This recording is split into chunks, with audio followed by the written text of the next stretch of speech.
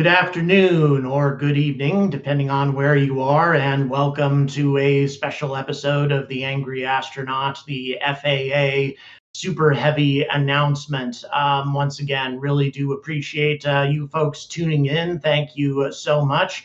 And you can see, the studio has once again had some changes made. We have my Twitter on there. Please follow me on Twitter, by the way. Love having conversations there and announcing new stuff about the channel and space and that sort of thing. Very pleased to have all of you with me. Thank you so much for tuning in. And also the rant-o-meter that we have on the right-hand side. I think that is a very cool feature. Hello, Foom. Good to see you. It's been a little while, I think, since I've seen a post from you, so I appreciate you tuning in.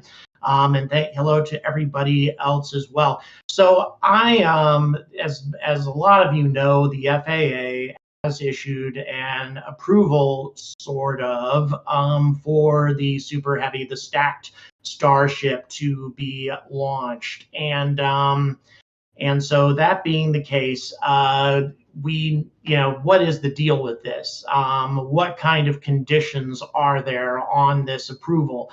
Well, the answer is a lot, a hell of a lot. And so since I don't really like reading stuff nonstop, on my own, especially when we're talking about government documents, I thought I'd review some of this stuff with you folks, and to see what the FAA has approved. So let's get right into it as to what the FAA is saying. They're talking about what's been approved as test and launch operations. This is what they recommend, the recommended option that they're saying. Doesn't say that is what's going to happen and they can go forward. Well, thank you, Foom. Thank you so much. Really appreciate it. Any support, by the way, and I am super grateful for it right now, I assure you. So in any event, we've got static fire tests. We have super heavy static fire tests. We have a camera. Okay. We have suborbital launch, super heavy launch, Starship landing, and super heavy landing. All of these test and launch operations have been approved with a lot of provisions. And this is it if their recommended alternative is approved by the FAA, and this is what they're putting forward to the public for commentary, and that commentary is going to be going on through October. So really, SpaceX is not going to be able to do anything substantial until November at the earliest, if we're talking about big time static fires, that sort of thing. All of those things are still pending approval from the FAA. All of this has to be put to the public. And I'll tell you something right now. There's going to be a fair number of people in the public that are going to be very much in support of this because of the business that SpaceX brings to the community. And there's going to be a fair number of people who are really going to bitch about this. People who have been opposed to what SpaceX has been doing here from the beginning, and now they're going to be coming with a lot more ammunition. And I'm going to give you a personal example as to the kind of public opposition that can happen regarding things that make a lot of sense. I raised money and headed up a project for a women's recovery house here in South Carolina, 26 low-income women recovering from drug addiction. We got them jobs, transported them to work, and helped them stay off of drugs and gave them a safe place to live, away from usually abusive husbands, abusive, boyfriends, that sort of thing. It was my dream project since I started working for the organization. It was, and then we put forward our request to the city. They put it up in front of the public, and the number of people that showed up at the hearing to oppose us, they were legion. There were tons of people who showed up to fight it. They didn't want these women in their neighborhood, period. But my boss gave me the opportunity to debate the issue in front of city council, and they unanimously approved the construction. I'm happy to say that there are 26 women living there right now at this very moment, safe and working and off of drugs. But it took a tremendous amount of effort, a tremendous amount of effort in order to make that happen. So that's just to give you an idea of the kind of local opposition that can come up to things that make a whole lot of sense. I mean, don't you want these people off of drugs and off the streets and working for a living, as opposed to in jail, as you know, or maybe on the streets, committing crimes? So, there was a lot of opposition to that we had at the time that we had to fight through, but ultimately we did prevail, but it wasn't easy. It wasn't easy at all. And this is a much bigger deal. This is a huge, huge operation, launching the largest and most powerful rocket in the history of mankind. And it's going to have, at least a noticeable impact on everything for miles around, and it's for the cause of going back to the moon, going to space, revolutionizing space travel. Not everybody is going to understand that, not at all. John, thank you so much for the super chat. Really do appreciate it. So anyway, we're talking about operational closures. This remains a sticking point, because every time SpaceX has to do something, they have to close that highway and the beach. They're talking about a total of 500 hours of annual closure. So we're looking at a total of about 20 days, roughly, a little bit more than that, 20 days worth of total annual closure. So that's about, 6-7% of the year, something along those lines. That's going to be, that they're going to be allowed to close the road. That's not all that awesome. They're also talking about debris cleanup. If they had an anomaly, would require up to 300 hours of annual closure. Once again, who knows? But the fact that they're mentioning anomalies, the possibility of explosions, that sort of thing, it'll be interesting to see how at least some of the public reacts to that. And then infrastructure construction. Now, I don't know how much of this stuff SpaceX is already built, but they need a redundant launch pad, 11 tanks, redundant landing pad, integration towers, tank structural test stands, which those clearly exist, a desalination plant. Thank you so much, Chris. Appreciate the 10 quid. Support buildings and parking lots, power plant, trenching, processing, payload processing facility, a natural gas pre-treatment system, liquefier, expanded solar farm, and the state highway 4 pull-offs. So some of these things already exist, although I'm pretty certain that all of them do not exist. So there's still a fair amount of construction that is going to be required as well. It goes on to describe the Starship, of course. It talks about the static fire engine tests. It breaks things up into program development and operational phases. It talks about 150 seconds worth of static fire for program development and 150 seconds for operations. That's per year. And then the super heavy, 135 seconds per year for program development, 135 seconds for operations. Fortunately, the SpaceX static fires are super brief. They're not like the Green Run. If they were anything like the Green Run, this would not be enough for a NASA Green Run, obviously. So, this is where NASA has big advantages, and people who operate out of Cape Kennedy or out of Stennis, where they test engines and that sort of thing, they get to just go and go and go for as long as they like, generating tremendous amounts of noise. But once again, that noise is dispersed at Stennis by a huge forest, along with other methods that they use to suppress the sound.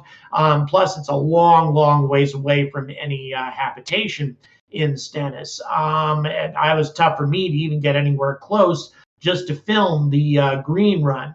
So, opinion for November, December launch. I do not believe, actually, Justin, that there will be a launch this year. I've always felt that way. And especially now, I don't. If they can only get static fires going, maybe in November, I don't see a launch of the stacked product within 60 days of the first static fire with 30, they say 37 engines now, by the way. It looks like the number of engines. By the way, there's other things too. Suborbital launches. During the program development phase, they're talking 20 suborbital launches per year, 5 for operations. The Super Heavy is restricted to 3 launches per year, program development, and then 5 for operational. And then the Starship landing, 23 during program development, 10 for operational, and then the Super Heavy landing, 5 only for operational. So we're talking only 5 launches of the Super Heavy during operations per year, and 3 during program development. So obviously a cadence of 5 launches is not going to be sufficient to refuel Starship in LEO. They will not be able to carry out the missions that they want to do with a cadence of only 5 launches per year. So clearly this is a very preliminary approval that's been given to SpaceX at this point, with a very limited number of launches, assuming it even is approved. So it'll be, obviously that's going to have to be expanded. However, it does say that they will expand it as time goes on. So, once again, we call this an approval, but is it the approval we want? Not sure. Gary, thank you so much. I appreciate your support. And everybody who's on here, please please subscribe. If you want to see this kind of content continuing. They have a map of the closure area as well. It extends all the way back to landowner and SpaceX personnel. And that's a long ways away. There's like a purple region that goes down to the Mexican border that can only be occupied by landowners. In other words, Boca Chica gal, people like her, they can stay on areas like that, apparent from what I understand. But that's as far as it goes. And then there is another area that's called the SpaceX personnel only region, that's much closer to the pad, about extending out maybe about 3 miles or so. So they have a long region where they're restricting the personnel who are allowed to be there. But that region is, and we have another camera issue. Sorry, guys. I think every time I move a little bit, it kind of throws us off. But the thing that I find to be interesting is they don't have any sort of restriction heading north or south. Now, south, there isn't much of anything there. There are no villages or anything in Mexico anywhere in that region. But to the north, there's South Padre Island, and much, much closer, actually, than where that landowner and SpaceX personnel only region is, that purple region of the map.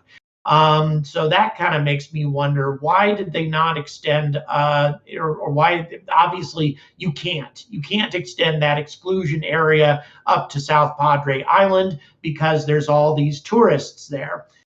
So that would create, some challenges, but that's just something to consider. And I have to admit, something that may make people a little concerned. They may say, wait a minute, if this is problematic and requires that, the general public can't come into this area this far away from the launch pad, then why doesn't it extend to, South Padre Island? Once again, do I think South Padre Island is in imminent danger? No. However, this sort of thing, once again, the public can get riled up about this kind of stuff. So anyway, by the way, if you are a Discord supporter, um, you can make comments in live stream Q&A. All right, so there's a variety of different environmental impacts that were studied as well. And yes, we've got inspiration coming in just a few hours, actually. That's one thing. Best of luck, by the way, to inspiration for coming back in just a few hours. Let's hope everything works out well. They reduced the orbital height. They came into a closer orbit, and then they're going to go ahead and re-enter at this point. So pretty exciting at that for everybody concerned, no doubt. Certainly the folks at SpaceX have got to be on pins and needles right now. Okay, Craig Duncan, thank you so much. Appreciate it, Craig, for the £2 there. Thanks so much.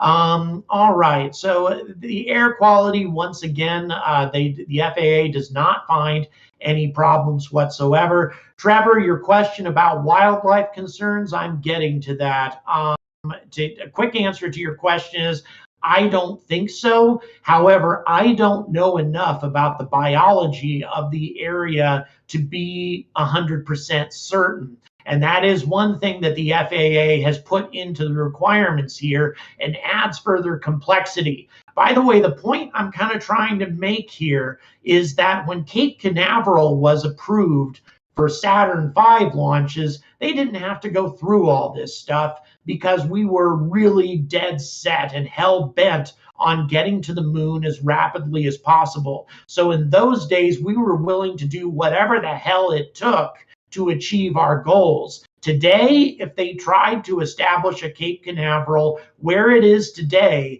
in close proximity to tourist beaches in Cocoa Beach and that sort of thing, I don't think that they would allow it. I really don't. Christopher Tilley, thank you so much for the super chat. Really do appreciate it. I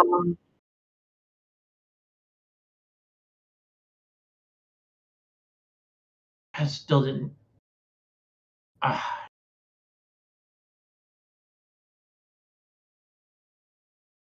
Right. It's my partner in crime in Yorkshire just mentioned. Name one massive launch facility that's in close proximity to a public highway. There just aren't any. Craig, thank you so much for the £4.50. Really do appreciate that. Very generous of you. So yeah, it's just got some great supporters here today, and the likes and subscribes. You guys are awesome. Thank you so much. So anyway, that is the greenhouse gases and all that kind of thing. The FAA does not feel that this is going to be a big issue. We're talking about 47,522 metric tons of carbon dioxide equivalent per year. That does sound like a hell of a lot, but it is a tiny, tiny fraction of what the US puts out on an annual basis. Thank you, Matt Man, for the £5. Really do appreciate that. All right, now the noise issue. That is another thing. Of course, that is the big reason that we have a desalination plant and we have a large amount of water is for a very sizable deluge system that's going to be required in order to keep the noise impact down to manageable levels. And according to the FAA, they don't feel that the noise issues are going to be very bad for the surrounding communities at all. Of course, it will be very audible. Everybody's going to know that it's happening. But would a launch cause hearing damage in South Padre Island? They say no. Now, would an explosion, would an anomaly, a full-fledged explosion of Starship cause a louder blast? That is not fully addressed here. The one thing that they addressed more than any other, Jeff, thank you so much, could buy up land in Mexico south of Boca Chica and annex it into the U.S. Yeah, I'm sure there's somebody he could buy it from. And then he might not have to, or make it his own little independent country. So yeah, it's the noise. The one issue that they talk about that's going to be the biggest problem is the sonic booms of re-entering super heavies. That's one thing that they talked about as being potentially consequential. Very interesting. I never even really thought about that. The super heavy coming back into to land will create a sonic boom, and what they're saying is there's a possibility of glass breakage in South Padre Island as a result. Now, is it a big possibility? No. They look upon it as being a small possibility, but nevertheless, it is definitely something that they have mentioned. And if there's another thing that I can bring up, one of the things that caused never-ending problems for the Concorde was people complaining about the sonic booms. People bitched about the sonic booms all the time with Concorde, and that being, I mean, and that was flying at very high altitude. Ron, thank you so much. Really do appreciate the generous support. Thank you very much. So yeah, I mean, that's is that going to create opposition? Are people going to see this and say, "Oh my God, this is going to be like having an SST in our backyard"? We're not going to put up with that. So that's another thing that needs to be considered. And geez, we're only just getting started here. There are so many things. Thank you, Foom. Thank you so much. Visual impacts, they even put that in there. How much of an eyesore is this going to be, or whatever they're talking about, the glare and all that. And I can attest, actually, there is a massive glare off of Starship that you can see for many, many kilometers around the area. However, is it a blinding glare? No. Is it an annoying glare? No. It looks like a big lighthouse sitting over there in Boca Chica. That's what people would mistake it for. So it's not a bad thing at all. Craig, thank you so much. Really do appreciate the support. Thank you so much for that. So yeah, is that So they're saying that that's not obviously not going to really represent any kind of serious problem. Cultural resources, that's really not going to create. They address it a little bit. One of the things that they point out, and we have no idea. By the way, we've got a lot of folks saying how much they like my content. Thank you so much to all of you. I am very grateful and deeply humbled that you folks like what I do. Thank you so much. Really do appreciate it. So they talk about historical properties, and there's a lot of them. I could Sheridan's Railroad Bridge, Palmetto Pilings Historical Marker.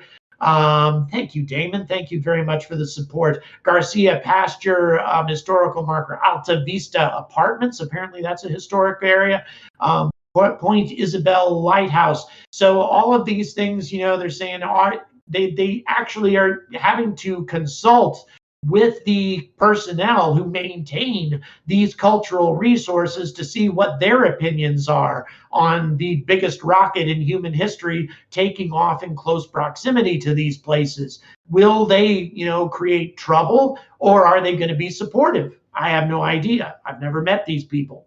One thing I do know is that there are some people who are very much in opposition to this in the community there, and there are those who are very much in support of it. Who's gonna bitch the loudest is my question. VTS 747, thank you so much for your support. Thank you very much. Trevor, thank you for becoming an angry advocate. Really do appreciate that. Angry advocate, just click on that join button. Thank you, Johnny Spacer, a beverage of choice. Thank you very much. That would probably be a cider. Nico, thank you. Wow, you guys are overwhelming. Thank you so much. I'm very moved, really. Thank you so much. Yeah, not in my backyard. It's true. That's the way it was with the women's house that I funded and had built, and that's why we had the opposition that we had. But I'm pleased to say that today they're a respected member of the community, because these ladies are all at work all day and they're in AA and NA meetings all night. So they're not a problem to the community, and they realize that after the fact, it's a good thing that the government listened to us on the front end. And that's really what has to happen here with Starship. The community needs to understand that all of the economy that's going to be driven to this region by SpaceX and by this becoming a major spaceport is going to outweigh the negatives. That is, of course, what all of us are hoping, I think. But it is certainly a question. What happens if this gets denied? Well, my opinion is that they can still do a lot of work and a lot of testing here, and then do their static fires and launches at Boca Chica, or not Boca Chica, at Cape Canaveral. That would be their other alternative. The Super Heavy has already been approved under an environmental assessment, environmental review by the FAA at Cape Canaveral. That was already taken care of. So yeah, we'll see how that goes. Water resources, no impact as far as they know. There are some things that some of the changes that they're making that could impact the floodplain and the wetlands, that sort of thing. So they put in a bunch of requirements that SpaceX will need to fill, but not very much, in order to avoid any negative aspects or any negative consequences for flooding. The biological resources, this is a big one. I'm going to read some of this to you. Construction activities would impact terrestrial habitats and wildlife. A loss of vegetation associated with land clearing activities would occur, but the affected area is negligible compared to the overall habitat available in the lower Rio Grande Valley. Wildlife species could experience a noise-induced startle response from construction and operations. The proposed action is not expected to adversely affect essential fish habitats. The FAA has determined the proposed actions would adversely affect species listed under and critical habitat designated under the Federal Endangered Species Act. Would adversely affect. The FAA submitted a biological assessment to the U.S. Fish and Wildlife Service and requested to initiate a formal consultation. Adverse effects to listed species and critical habitat will be minimized through the ESA consultation process.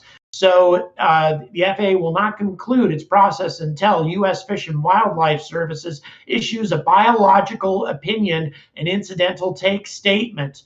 So what we have here is, one of the biggest barriers, in my opinion, is going to be what is the U.S. Fish and Wildlife Service going? How are they going to respond to this? What species are potentially threatened by this development, and what are the consequences going to be? They could definitely put the brakes on this. They certainly have the power to do it. They're a federal agency just like the FAA, and if they say this is too damaging and whatever, and I don't think that anybody's going to overrule that determination if they make it. But once again, I have no idea what the biology of the area is. I have no idea what the impact is going to be. I'm not educated enough on that. So I can't really state an opinion aside from the fact that they do have a large amount of habitat in the region, and also at Cape Canaveral. Think about all of the wildlife that flourishes on that property. Think of all the diverse number of species that do very well at Cape Canaveral. Actually, my uncle was nearly killed by one of them, an alligator who had lost one of its legs to a gigantic mower. He tried to photograph it, and the alligator took off on 3 legs and chased him across the tarmac, with his buddies laughing at him the whole time, back when my uncle worked for NASA. So in any event, Cape Canaveral is loaded with species. Mighty, thank you so much. Really do appreciate it. Thank you. And I will be in Scotland not too long from now, actually. Thank you so much for the 50 pounds. But yes, I do intend to be in the UK within the next year, maybe 6 months to 9 months. So as far as coastal resources, once again, it's not not a huge impact, is what they're saying. Land use is not really an issue as well. Hazardous materials, obviously, they're going to. It's not going to generate solid waste that exceeds the capacity of the Seabreeze landfill. They says, which is currently being used by SpaceX. Um, Thank you, Fu. Thank you so much. Wow, generosity is overwhelming.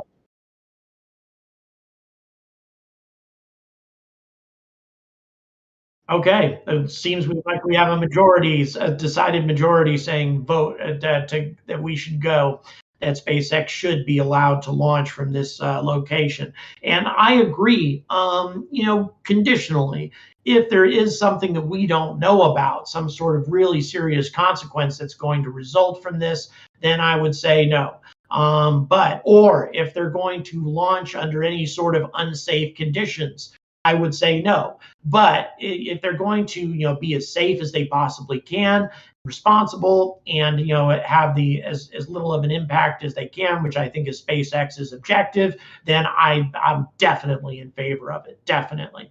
Natural resources, energy supply, that's not a big issue as well. Socioeconomics, environmental justice, and children's environmental health and safety risks. Yes, that even is. And man, they have 4 paragraphs in there of responses on that. What does this have to do with that? But you have to take it into account. So, oh, look out for Jeff. we have a we could very well have a Blue Origin infiltrator over here. And by the way, Blue Origin fans are certainly welcome to come by and debate me. I got no problem with it. I want to see Blue Origin do something good for a change. I want to see them do something. I mean, aside from taking Wally Funk to suborbital space, that's the one really good thing that they've done. And that was a great thing. But the rest of it, I mean, come on. All right, so back to the subject. Air quality, once again, minimal. So they're really not talking about any kind of issues as far as that's concerned. So then they have a big list of things that SpaceX is going to have to do in order to adhere to all of these requirements. One of the things that I'm wondering about a little bit is the debris removal. Remark made, sea turtles do not prefer that particular beach. Majority nests 5 kilometers south. A few nests are found during the launch site. Yeah, the local folks who look after the sea turtles there, the local sea turtle center, they have allegedly come out in opposition to what's been going on. They've been vocal from the start, from what I understand. But once again, the SpaceX employees have actually been very proactive in helping them, and I like sea turtles myself, and I think most people do. They've been very proactive about helping people out. So and helping out with the work that goes on there. Okay, let's have a look here. Language about the local habitat and species is straight out of the template. The likelihood of having a long-term impact on SpaceX is very small, especially, this is from Darth, especially since they can point to the Cape as an example of success in protecting local animals. Good to hear, Darth. Good to hear. There is one condition. Who knows? This may be, and I just remember noticing it when I was breezing through it. Was the biological resources here. There was something yeah, there we go. SpaceX needs to contract a qualified biologist to be present during the beginning of the construction period to provide all construction personnel with an environmental worker education briefing that would include but not be limited. Up there with the camera again. Boy, it doesn't like me moving around, does it? We're going to need to reboot this. Ow. We're waiting for IT support here. All right. In the meantime, I can definitely keep talking. And as what's that? Okay. Yeah. All right, I'm going to go ahead and reset this camera. Bear with me for just 1 second here. Okay, lovely. All right, back and better than before. Okay, so anyway, this biologist needs to do the following: wildfire prevention measures and education on that, restricting smoking, no fires of any kind ignited, equipping vehicles with spark arresters, fire extinguishers, information regarding noxious invasive weeds. The spread of noxious, massive invasive weeds will be limited by routine inspections and the removal of any such species, requirements for safe handling and disposal of hazardous waste, proper disposal rather of organic and inorganic litter, garbage, etc. I mean, none of these things are really that unreasonable. But they once again, they need to contract a qualified biologist to be involved in this initial stage. If proposed construction activities occur during avian breeding seasons, which is from February 15th through August 31st, that is a very large area, a space of time. SpaceX needs to ensure construction activities occur in accordance with the Migratory Bird Treaty Act to avoid impacts to nesting migratory birds within the project area. So once again, it's I'm not completely familiar with everything that's going on. With everything that's there. I haven't the slightest idea, but are any of these things going to represent any problems? It's hard to say. Cell phones and computers and social media kill more wildlife, yes, and release toxins in the environment. I totally agree. There's so many other things that create dangers to wildlife besides this one space center. But once again, you can't always relate to people whose focus is on other things. There are tons of people out there who feel that we shouldn't even be doing this, and we need to be focusing things here on Earth and not in space at all. We shouldn't even be spending the money on it. So, if you also say that we're going to have an impact on the local biology, then that just gives them more ammunition for their griping. So, this is the sort of thing that needs to be minimized, and hopefully will be minimized by the individuals involved rather than exacerbated. So there's also concerns with vehicle collisions with some of the local cats, the wild cats in that area, such as ocelots, that sort of thing. The birds love Starbase. Yes, they do. I've seen them all over the place. Animals have a tendency to be able to adapt to conditions in most circumstances. It really depends on how it is. SpaceX needs to limit vehicle operation to existing paved or unpaved roads.